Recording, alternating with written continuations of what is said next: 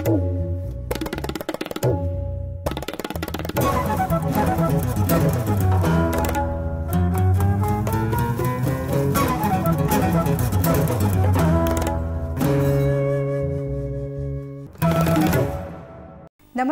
आधी आबादी बात नारी की में आप सभी का एक बार फिर से स्वागत है। मैं हूं गायत्री शर्मा। महिलाओं से जुड़े उन तमाम पहलुओं और खबरों के साथ हम फिर हाजिर हैं जो कहीं ना कहीं रह जाती हैं सुर्खियों से दूर। तो इस बार के एपिसोड में हम आपके लिए लेकर आए हैं क्या है बढ़ती लेट मैरिजेस और लेट मदरहुड से महिलाओं को होने वाले नुकसान। इसी मुद्दे पर चर्चा करेंगे जानी मानी शिक्षाविद और समाज सेविका नीलांजना डालमिया से। देखेंगे क्या है डिजाइनिंग के फील्ड में करियर की संभावनाएं। ले चलेंगे आपको एक ऐसे समारोह में जहाँ हो रहा है लड़कियों की प्रगति का प्रयास। जानेंगे क्या है दिल की बीमारियों के इलाज की ECP टेक्निक और देखेंगे किस तरह ग्रामीण इलाकों में कुछ तकनीकी शिक्षण संस्थान कर रहे हैं लड़कियों का सशक्त। ग्रामीण इलाकों में ऐसे कई क्षेत्र हैं जहां आज भी लड़कियों की शिक्षा पर ध्यान नहीं दिया जाता, लेकिन ऐसे कई संस्थान हैं जो उन्हें तकनीकी शिक्षा मुहैया कराकर उन्हें आगे बढ़ाने का काम कर रहे हैं। कैसे, आइए देखते हैं हमारी इस रिपोर्ट में। आज भारत में लोगों ने शिक्षा का महत्व समझा है। हर कोई अपने बच्चों को शिक्षित और ऊंचे मुकाम पर देखना चाहता है और यही वजह है देश में बढ़ती नारी शिक्षा की।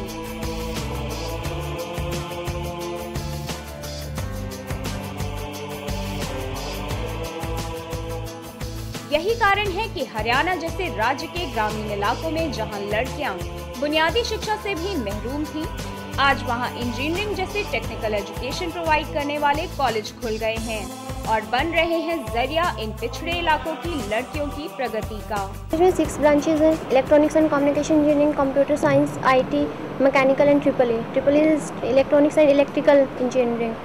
और इलेक्ट्रॉनिक्स में फिर ये कि जो सॉफ्टवेयर कंपनीज आती है हमारे पास यहाँ पे, हम उसमें भी परफॉर्म कर सकते हैं और हार्डवेयर में भी। तो दोनों फील्ड्स में हमारे पास बेनिफिट है यहाँ पे इलेक्ट्रॉनिक्स एंड कम्युनिकेशन का। वुमेन एम्पावरमेंट में मैम बहुत बढ़ावा मिला। यहाँ इस इतनी छोटी सी जगह में इतना बड़ा इंस्टीट्यूट, यहाँ के आसपास में हिसार, भिवानी जितनी भी जगह हैं, सब लोगों को बहुत ज़्यादा इफेक्टिवली, बहुत पॉजिटिवली इफेक्ट रहा है।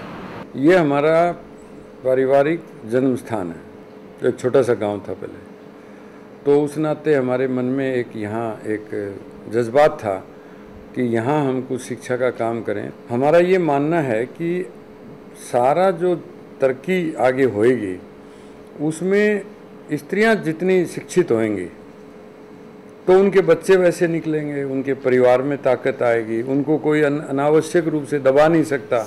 ये कॉलेज दूर दराज के क्षेत्रों में होने के बावजूद कैंडिडेट्स को वर्ल्ड क्लास टीचिंग प्रोवाइड कर रहे हैं और हॉस्टल मेस जैसी फैसिलिटीज देने के साथ साथ इंग्लिश और फॉरेन लैंग्वेज के कोर्स करवाकर इनकी पर्सनालिटी डेवलपमेंट पर भी खासा ध्यान दे रहे हैं। We believe in overall personality growth of the students.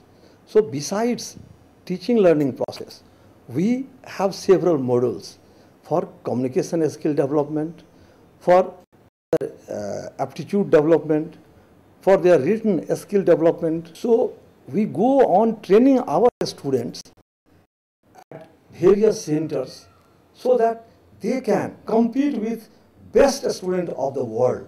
जिस तरह की भी ज़रूरत है जॉब से रिलेटेड, यहाँ रहने की फैसिलिटी से हर तरह की हेल्प यहाँ पे की जाती है। तो लड़कियाँ जो देहातों से आती हैं, जो पहले पढ़ने के लिए बाहर नहीं जाती थी, वो खूब धड़ाके से यहाँ रहती हैं हॉस्टल में और उनके पेरेंट्स सोचते हैं भाई हमारी लड़कियाँ यहाँ सब तरह से सेफ़ हैं।